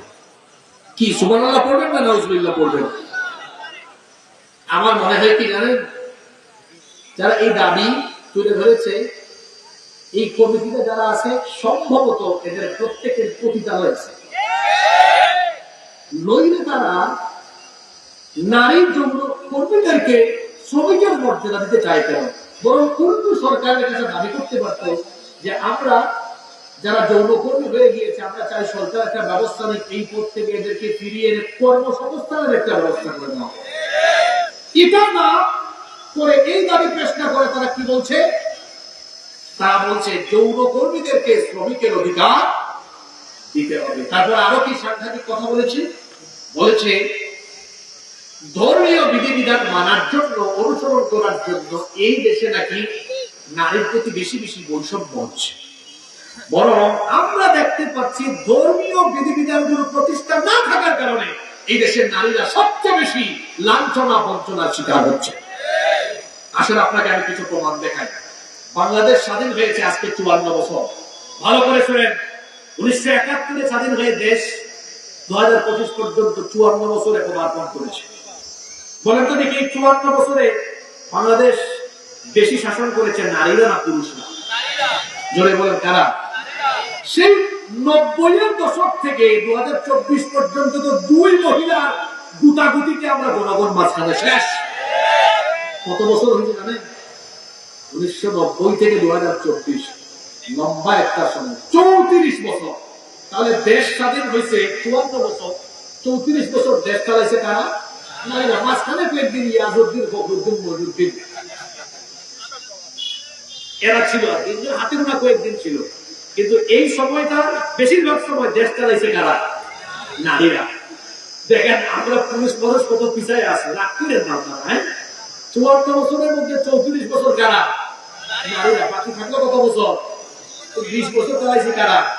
আমরা। বহু বছর পরে কিন্তু এখন রাষ্ট্রপ্রধান কে হয়েছে? পুরুষ হয়েছে। আচ্ছা শুনলে আমি যে কথা বলতে চাচ্ছি, 54 বছরের মধ্যে 34 বছর দেশ শাসন করলো নারীরা। এমনকি নারীরা এত ক্ষমতা পাইল, সরকার প্রধান নারী, বিরোধী দলীয় নেত্রীও, এমনও সময় গিয়েছে স্পিকার নারী, স্বরাষ্ট্রমন্ত্রী নারী, পররাষ্ট্রমন্ত্রী নারী, শিক্ষামন্ত্রীও নারী। নারীরা এই দেশে এত ক্ষমতা পাওয়ার পরেও আপনারা আমাকে বলেন তো, 34 বছর নারীরা ক্ষমতায় থেকেও তারা কি ধর্ষণ বন্ধ করতে পেরেছে? জোরে বলেন, পেরেছে? তো নারী ক্ষমতায়ন দিয়ে তো নারীর অধিকার তারা প্রতিষ্ঠা করতে পারলো? বরং আমরা দেখেছি ধর্ষণ হয়েছে, নারী ধর্ষণ হওয়ার পরে আমার ধর্ষিতা বোন কবরে চলে গিয়েছে, ধর্ষক বেঁচে আছে, জেলখানা থেকে জামিন নিয়ে বেরো হয়েছে। আপনাদের চোখে আঙ্গুল দিয়ে একটা ঘটনা দেখেন, গত রমজান মাসে এই যে আপনাদের পার্শ্ববর্তী মাগুরা একটা ঘটনা ঘটেছে। আসিয়া 8 বছর বয়সী আমার এই বোন, এক পরিবারের 3 জন পিশাচ তার সাথে যে আচরণ করেছে, আমার বোন 3-4 দিন হাসপাতালের বেডে নির্মম কষ্ট স্বীকার করে দেশ ছেড়ে সে দুনিয়া থেকে চলে গিয়েছে। তার এই ঘটনা যারা ঘটিয়েছে, অপরাধীদেরকে ধরে জেলখানায় রাখা হয়েছে ঠিক, কিন্তু বলেন তো বিচার কি হয়ে গিয়েছে? রায় কি হয়ে গিয়েছে? ভালো করে শোনেন, বাংলাদেশ চলে মানুষের তৈরি আইনে না আল্লাহর আইনে? যদি বলেন কার আইনে? মানুষের তৈরি করা আইন থাকার ফলে আমার বোন ধর্ষিতা হয়ে কবরে চলে গেল, আর ধর্ষক এখনো বেঁচে থাকলো। যে আইন থাকার ফলে ধর্ষিতা কবরে চলে যায় আর ধর্ষক বেঁচে থাকে, সে আইনের মুখে আমি লাথি মারি। যে আইন থাকার ফলে আমার ধর্ষিতা বোন কবরে যায় আর ধর্ষক বেঁচে থাকে, সেই আইনের মুখে আমি জুতা নিক্ষেপ করি। এখানে আমার ভাই অ্যাডভোকেট বসে আছেন, আইনজীবী, আপনি মনে কষ্ট নিবেন। আরো হয়তো অনেকে থাকতে পারে, আইন শৃঙ্খলা বাহিনীর লোকগুলো থাকতে পারে। এটা মনের কষ্ট নিয়ে বলেছি আমি। হ্যাঁ, এটা কেমন আইন এই দেশে যে আমার ধর্ষিতা বোন কবরে যায়, ধর্ষক এখনো বেঁচে থাকে? এজন্য বলেছি এই আইনের মুখে আমি লাথি মারি। যদি মানুষের আইন না হয় আল্লাহর আইন থাকতো, একজন ধর্ষককেও ছাড় দেওয়া হতো না। কারণ আল্লাহর আইনে ধর্ষকের শাস্তি হলো সরাসরি মৃত্যুদণ্ড, সেটা গোপনে নয়। কিভাবে? সাতক্ষীরায় কোনো ঘটনা ঘটেছে, আশাশুনিতে ঘটেছে, একদম সাতক্ষীরায় সার্কিট হাউসের সামনে অথবা বড় কোনো মসজিদের সামনে প্রকাশ্যে জনসম্মুখে তার মৃত্যুদণ্ড নিশ্চিত করতে হবে। আপনারা বলেন তো, যদি একজন ধর্ষকের বিচার এভাবে প্রকাশ্যে করে মৃত্যুদণ্ড নিশ্চিত করা হয়, এই দেশে যত লম্পট চরিত্রহীন আছে, এক বিচার থেকে এমনি তারা তারের মতো সোজা হয়ে যাবে। এজন্য নারী অধিকার প্রতিষ্ঠার জন্য মানুষের তৈরি করা আইন নয়, আল্লাহর আইনকে পার্লামেন্ট পর্যন্ত নিয়ে যেতে হবে। এই তথাকথিত নারীবাদীরা তারা বলছে যে ইসলাম নারীকে ঠকিয়েছে, ধর্মীয় আইন থাকায় নারীরা বৈষম্যের শিকার হচ্ছে।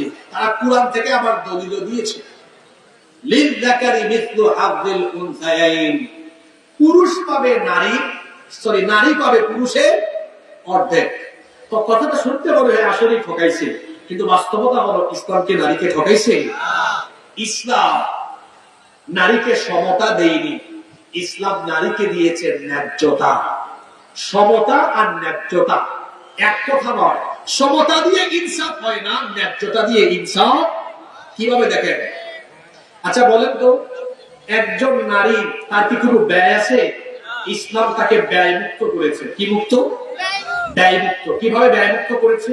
দেখেন, একজন নারী বিবাহের আগ পর্যন্ত তার লালন পালন, ভরণ পোষণ, শিক্ষা দীক্ষার সবকিছুর দায়িত্ব তার কার উপরে? বাবার উপরে। বিয়ের পরে কার উপরে? তো তার কি কোনো ব্যয় আছে? স্বামী মারা গেল কার উপরে? সন্তান থাকলে সন্তানের উপরে। কিন্তু একজন পুরুষ মানুষ, তার সারা জীবন ব্যয় আছে না নাই?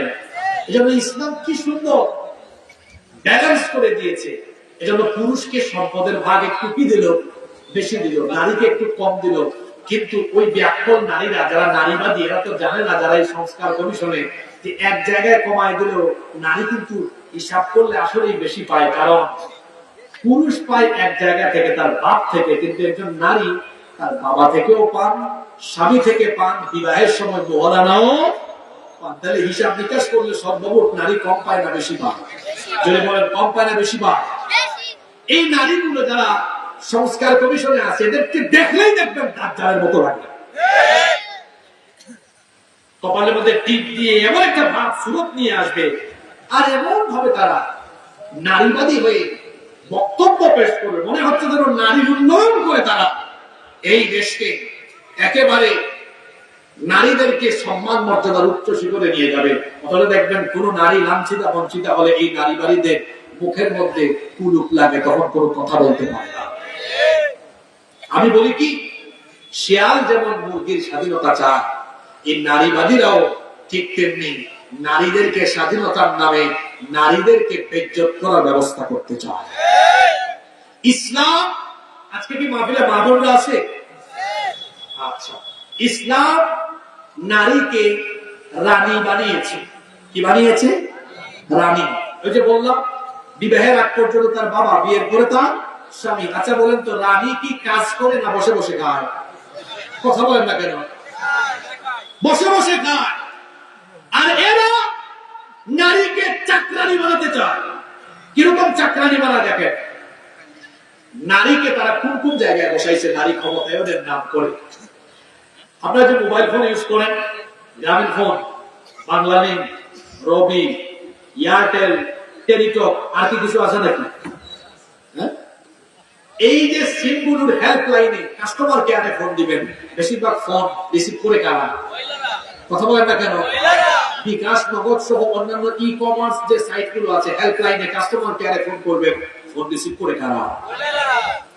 বিমানে চলবেন, কেবিন ক্রু, এবং এয়ারপোর্টের ভিতরে বোর্ডিং পাস যেখান থেকে নেওয়া হয়, বেশিরভাগ জায়গায় বসায় রাখছে নারী। 5 স্টার 7 স্টার হোটেলে যাবেন, রিসিপশনে নারী। তাহলে নারীদেরকে তারা চাকরি দেওয়ার নাম করে আসলে কি তারা নারীদেরকে সম্মানের মর্যাদায় আসীন করেছে, নাকি তারা পণ্যতে রূপান্তর করেছে? কথা বুঝেন নাই বলা হয়, পণ্যতে রূপান্তর করেছে। তারা বলে মোল্লারা পর্দার কথা বলে নারীদেরকে ঘরে আটকায় রাখতে চায়। আমিও বলি, শিয়াল যেমন মুরগির স্বাধীনতা চায়, নারীবাদীরাও তেমনি নারীর স্বাধীনতা চায়। একটা শিয়াল, শোনেন, একটা শিয়াল মুরগির খাবারের পাশে গিয়ে দেখে মুরগির খাবারের মালিক চারপাশে নেট দিয়ে রেখেছে, জাল দিয়ে বেড়া দিয়ে দিয়েছে। তো শিয়াল গিয়ে বলতেছে, আরে মুরগি, তোদেরকে দেখে আমার বড় মায়া হয়। তো কয়েকটা মুরগি বলতেছে, শিয়াল মামা, আপনার তো মায়া হয় কেন? দেখোস না, আমার মালিক আমাকে ছেড়ে দিয়েছে, আমার তো কোনো মালিকও নাই, আমার কোনো জেলখানাও নাই, কিন্তু তোরা যে এই নেটের ভিতরে আসিস, আমার মতো তো ঘুরে বেড়াইতে পারিস না, তোদের কোনো স্বাধীনতা। কয়েকটা মুরগি তখন বলতেছে, মামু, আপনার মতলব কিন্তু আমরা বুঝি, আপনার মতো যদি আমাদের স্বাধীনতা থাকতো, নেটের বেড়া না থাকতো, তাহলে আপনি যে মামুন মামু আমাদের সাথে কথাও বলতেন না, আইসেই গপ করে আমাদেরকে খাই ফেলতেন। শিয়াল যেমন নারীর স্বাধীনতা চায়, শিয়াল যেমন মুরগির স্বাধীনতা চায়, ঠিক তেমনি নারীবাদীরা নারী স্বাধীনতার নামে আমার দেশের সহজ সরল অবলা মা বোনদেরকে বেপর্দা বানিয়ে ঘর থেকে বের করে নারীর ইজ্জত লুণ্ঠনের ব্যবস্থা করতে চায়। এই দেশে তাওহীদবাদী মানুষ বেঁচে থাকতে সেই খায়েশ পূরণ করতে দেওয়া হবে। এজন্য হেফাজতে ইসলামের সাথে তাল মিলিয়ে আমরা বলতে চাই, এই সংস্কার কমিশন অবিলম্বে বাতিল করতে হবে। ডক্টর ইউনূসকে বলবো, এই দেশে যে কোনো নীতিমালা প্রণয়নের আগে আলেমদের সাথে আপনাকে বসতেই হবে। শুধু ডক্টর ইউনূস নয়, আগামী দিনে যারা বাংলাদেশে ক্ষমতায় আসবেন, আলেম উলামাদের সাথে পরামর্শ না করে কোন সিদ্ধান্ত নিতে গেলে নিজেদের পরিণতি নিজেরাই আপনারা খারাপ করতে যাবেন। এদেশের 90% মানুষ মুসলমান, মুসলমানদেরকে প্রতিনিধিত্ব করেন আলেম উলামারা। তো তাদের সাথে বসে কি বৈঠক করা জরুরি নয়?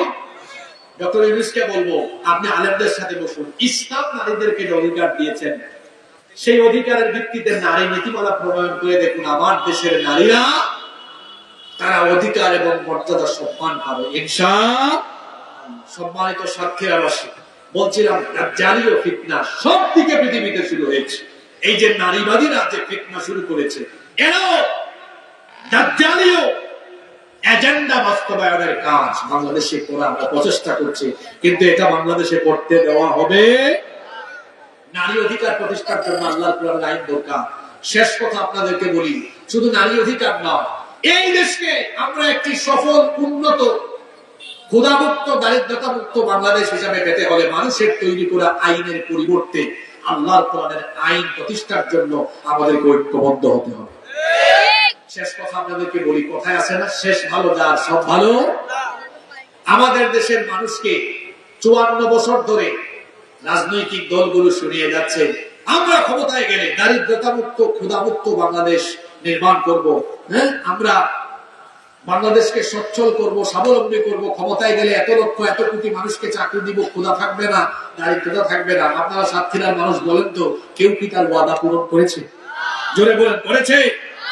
আল্লাহর কালাম হাতে নিয়ে বলে যাচ্ছি, যদি আল্লাহর কালাম রাষ্ট্রের সর্বোচ্চ জায়গা পর্যন্ত পৌঁছে, চ্যালেঞ্জ করে বললাম, একজন ক্ষুধার্ত মানুষ থাকবে না, অসহায় মানুষ থাকবে। কারণ আল্লাহ তাআলা একটি ফর্মুলা দিয়েছেন, যাকাতের ফর্মুলা। এটি যখন রাষ্ট্রীয়ভাবে প্রয়োগ করা হবে, এই দেশে ক্ষুধার্ত মানুষ, অসহায় মানুষ থাকবে না। একটি সোনালী রাষ্ট্র হিসেবে বাংলাদেশ তৈরি হবে ইনশাআল্লাহ। জন্য আসুন, একটি ক্ষুধামুক্ত, দারিদ্র্যমুক্ত বাংলাদেশ বিনির্মাণের জন্য, একটি সুন্দর সফল বাংলাদেশ বিনির্মাণের জন্য আমরা আল্লাহর কোরআনকে রাষ্ট্রের সর্বোচ্চ জায়গা পর্যন্ত নিয়ে যাওয়ার জন্য ঐক্যবদ্ধভাবে কোরআনের সমাজ বিনির্মাণে কাজ করি। আল্লাহ তাআলা আমাদের সকলকে কোরআনের জন্য, কোরআনের আন্দোলনের জন্য কবুল করেন। আমরা সবাই মিলে আমিন।